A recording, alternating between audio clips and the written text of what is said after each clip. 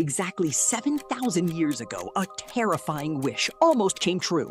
Our planet was on the edge of becoming a world completely ruled by and inhabited by women. I am not exaggerating. The male species was literally going extinct. And the craziest part? This wasn't caused by a massive alien war, a deadly virus, or an asteroid hitting the Earth. It was caused by something much darker. Something deeply human. Today, your cosmic buddy is taking you on a journey back in time to uncover the greatest genetic mystery in human history. Let's find out what really happened to the lost men of the ancient world. We know very little about this event because it left almost no physical trace. There are no ruined cities to dig up, no cave paintings of the event, and no written history. But there is one archive that never forgets. An archive that every single one of us carries inside our bodies today. Our DNA. When geneticists began studying the DNA of modern humans, they noticed a massive, horrifying anomaly. Around 5,000 to 7,000 years ago, across Africa, Europe, and Asia, something caused a global genetic collapse. But it didn't affect everyone. It only affected the Y-chromosome, the genetic code passed exclusively from father to son. Over the course of 2,000 years, an unbelievable 95% of the male bloodline was entirely wiped out from the human gene pool. 95% gone forever. Now, you might be thinking, well, obviously a massive plague or a world war killed all the men, right? Here is where the story gets really weird. No, most of the men weren't dying. In fact, during this exact same period, the total human population was actually increasing. We know there wasn't a famine or a climate disaster because the mitochondrial DNA, which is passed from mother to daughter, remained perfectly stable and diverse. Women were doing great. Their genetic diversity was expanding, but male diversity was crashing into a wall. We are not talking about a drop in the physical number of men, we are talking about a drop in who was allowed to reproduce. At the absolute peak of this collapse, for every one man who passed on his genes, there were 17 women passing on theirs. Think about that.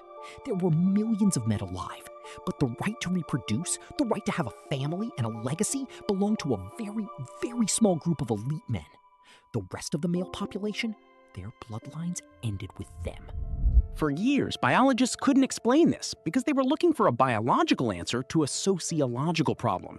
Humans are not just animals. We are highly complex, social creatures.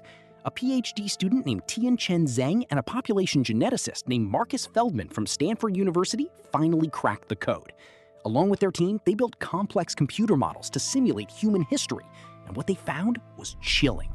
The destruction of the male gene pool was caused by one major event: the agricultural revolution and the rise of patrilineal clans. Around 12,000 years ago, humans stopped hunting and gathering. They discovered farming. With farming came the concept of property, borders, and wealth. People started living in large groups based on family ties. In these ancient clans, belonging was strictly determined by the father's bloodline. Women could marry into other groups and move around, but men stayed in the clan they were born in until the day they died. This meant that inside a single clan, the grandfather, the father, the son, and thousands of other men all shared the exact same ancestor.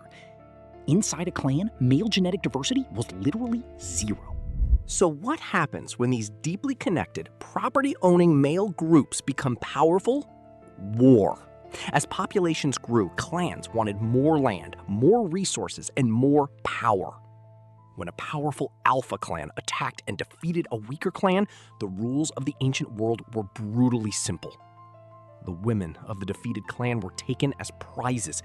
They were brought into the winning clan to expand the population. But the men? The conquering clan would not allow a single rival male to breathe their air.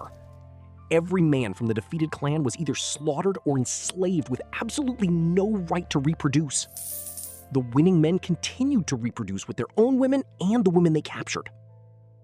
This explains why the total human population kept growing and why female DNA remained diverse. But by killing the rival men, the victorious clan literally erased an entire branch of the Y chromosome from the face of the earth. Forever. To understand just how terrifyingly effective this was, we can look at a famous example from recorded history, Genghis Khan. In 2003, a famous genetic study revealed something unbelievable. Around 16 million men living in the world today are direct descendants of Genghis Khan. 0.5% of the entire male population on Earth carries the Y-chromosome of this single conqueror. The Mongol Empire was notorious for wiping out the male populations of the cities they conquered. Military power created an absolute reproductive monopoly. Now take that Genghis Khan effect and imagine it happening everywhere, on every continent, non-stop for 2,000 years. That is the 7,000-year-old bottleneck. It was a 2,000-year-long battle royale for genetic survival. So how did this dark era end? When did the gray men finally get back into the gene pool? The answer is the birth of cities and the invention of the state. When humans transitioned from living in isolated family clans to living in massive, diverse cities, everything changed. The savage clan model, where a few alpha males held all the power, collapsed. Societies became highly complex. We needed specialized workers, we invented written laws, and we built governments. With these new social structures, power and the right to reproduce slowly became democratized. The male gene pool was saved from the brink of total annihilation. When we read human history, we like to think that we are constantly getting smarter, kinder, and more peaceful. But our DNA does not lie. The chaotic era of the agricultural revolution tells a terrifying story about who we really are. Homo sapiens, completely unknowingly, ran a 2,000-year-long social experiment that nearly wiped out its own male population. Was the invention of agriculture and settlements a good thing? The famous philosopher Jean-Jacques Rousseau called it humanity's greatest curse. He believed we should have never settled down or invented the state. Others say it was our greatest blessing, the only reason we have technology, art, and civilization today. Whether it was a curse or a blessing, one thing is certain. We are the descendants of those who did whatever it took to survive. We carry the blood of the conquerors. What do you think about this 7,000-year-old mystery? Does it change how you see human nature? Let me know your thoughts in the comments below. I want to read every single one. Keep exploring the mysteries of our past because they hold the keys to our future. This is your Cosmic Buddy signing off. Make sure to subscribe.